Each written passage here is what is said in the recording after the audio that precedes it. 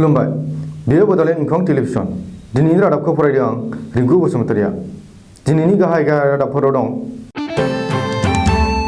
मुसलपुराव BPF यूपीपीएलनि मावथिफोरनि गेजेराव दावहा गसाइगावआव यूपीपीएलनि पस्टारखौ थेर बेथेर बिसिदों ओनसोलाव दुंहाव थासारि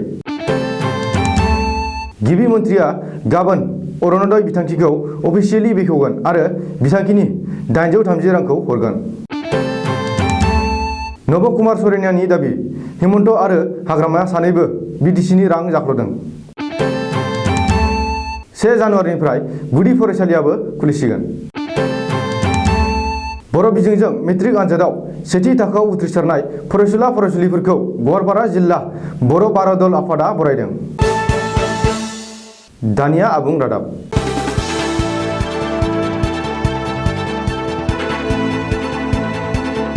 बाक्सा जिल्लानि बेन्दोंआव थानाय मुसलपुर बियाबाव बीपीएफ आरो यूपीपीएल दोलोनि मददगिरिफोरनि गेजेराव दाङाबाजि जादों मोननै दोलोनि बे दावहायाव सासे सुबुङा गोब्राबै जखम जादों होननानै मिथिनो मोन्दों रिपर्टनि बादिब्ला बीपीएफ आरो यूपीपीएल दोलोनि मददगिरिफोरनि बे दावहायाव मुसलपुर बियाबनि बेन्दोंआव थानाय मेदाघाट प्राइमारि बीपीएफनि आफादगिरि मनज कलिताया गाज्रियै जखम जादों बबेखानि बे जाथायाव गोब्राबै जखम जानाय मनज कलिताखौ गिबियाव बरमा सोरखारि देहा फाहामसालियाव थिसननाय जादोंमोनब्लाबो उननि समाव गुवाहाटीआव दैथायहरनाय जायो ओरैहाय मुसलपुर बियाबावनो गुबुन मोनसे हिंसायारि जाथाया जादों होननानै मिथिनो मोननाय जादों मुसलपुर बियाबनि यूपीपीएल दोलोनि बिजाथि राकेश ब्रह्मआ बिसायख'थि फोसावदिंनाय मेल खालामफुबाय थानाय समावनो बीपीएफनि सानैसो सोद्रोमाफोरा गाग्लोबदों होननानै अजद थिखांदों आरो बे जाथायाव यूपीपीएल दोलोनि गोबांसा सोद्रोमाफोरा जखम जानायजों लोगोसे AS01 DA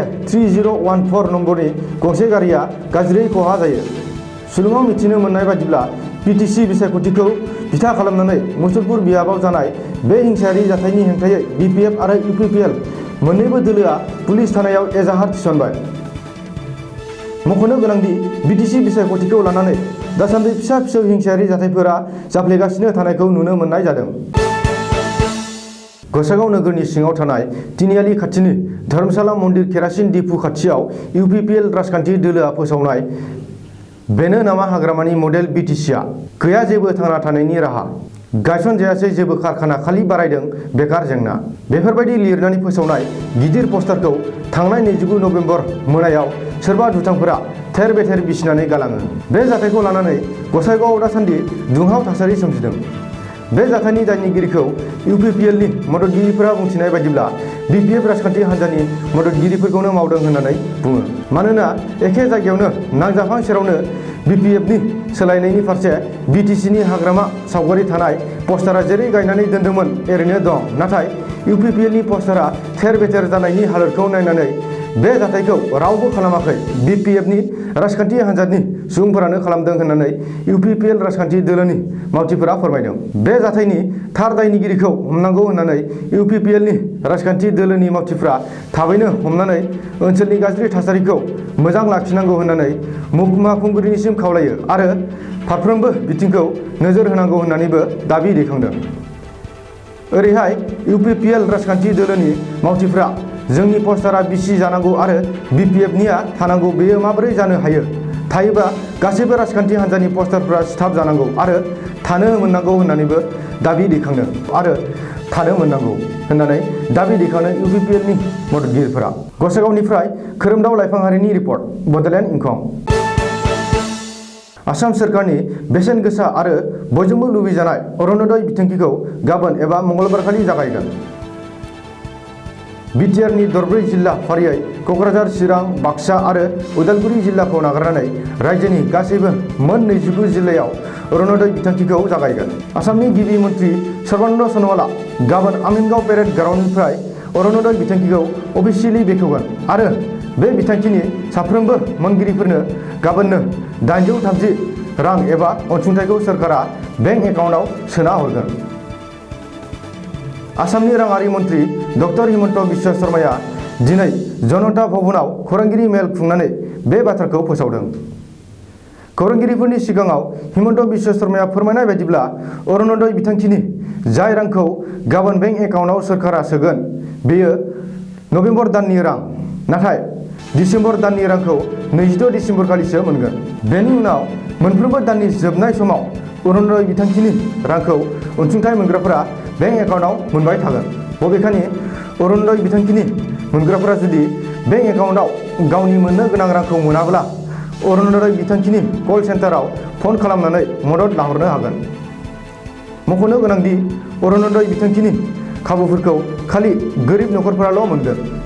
बे बिथांखिनि फारिलाइयाव थागोन रान्दि आइजो, आदुंगारि सिख्ला आरो जर'खा नोरजिया सुबुं एबा आइजो आरो खुदियाफोर। मन्त्रि हिमन्त बिश्व शर्मा आरो बिटिसिनि बारग' गाहाय आरो बिपिएफनि आफादगिरि हाग्रामा महिलारि मोना सानैबो जयैनो बिटिसिनि रांखौ जाख्ल'दों। बे गोख्रों अजदखौ होदों क'क्राझारनि एमपि आरो जिएसपिनि गाहाय दैदेनगिरि नब कुमार सरनियाया।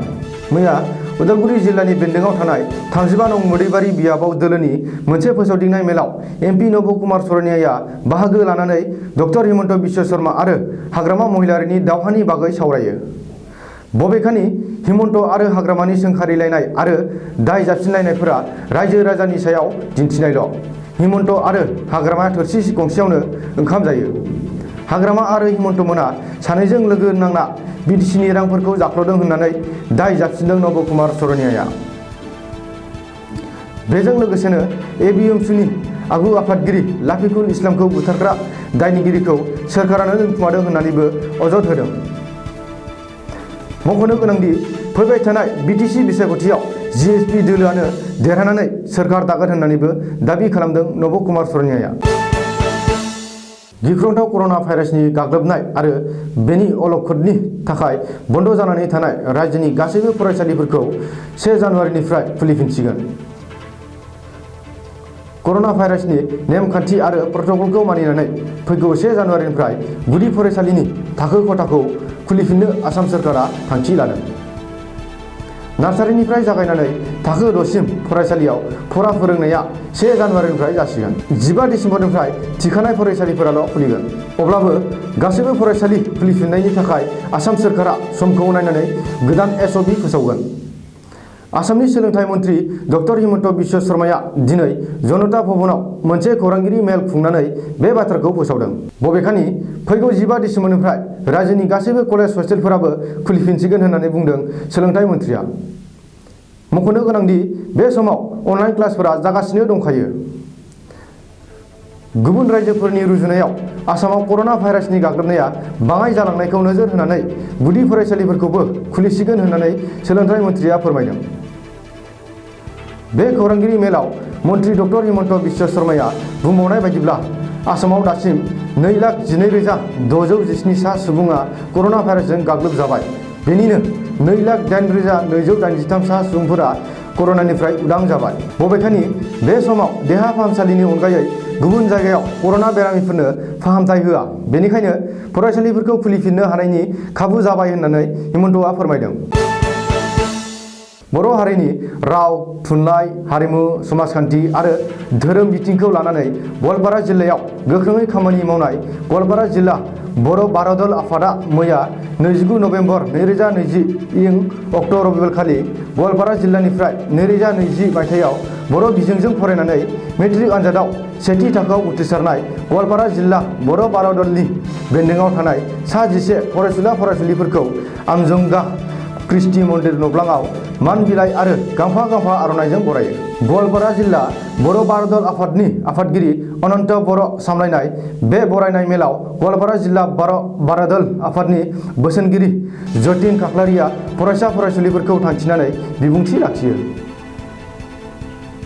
देरहासार फरायसा फरायसुलिफोरखौ बरायनाय बे हाबाफारियाव गवालपारा जिल्ला बर' बारदल आफादनि लोब्बा आफादफोरनि बिबानगिरिफोरजों लोगोसे दालाय आफादफोरनि गुबुन गुबुन बिबानाव थानाय बिबानगिरिफोराबो बाहागो लायो।